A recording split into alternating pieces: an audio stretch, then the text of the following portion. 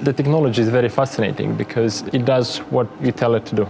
You get the drone, you can program it in a way that it will do exactly the things you want that drone to do, and it's pretty amazing. My name is Andrian Buchi. I'm coming from Moldova, and I'm the Chief Technology Officer in QuadSAT.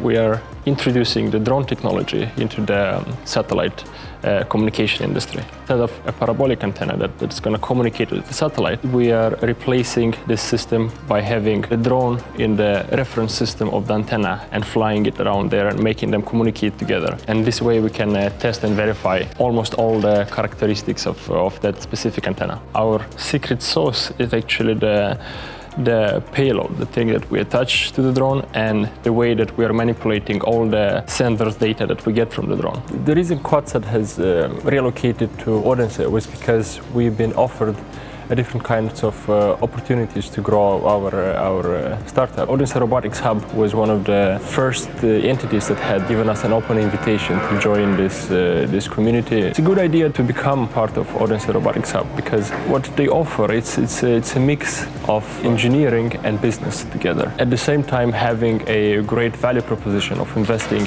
in the future.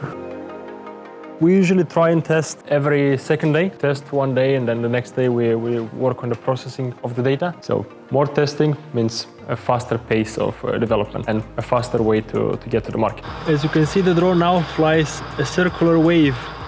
Drones are such a technology that brings together many industries. Even though I have a background as a mechanical engineer, here I get to work with electronics, with IT, and all kinds of technologies mixed together. And you have to understand them all, and you have to make a great use out of them all.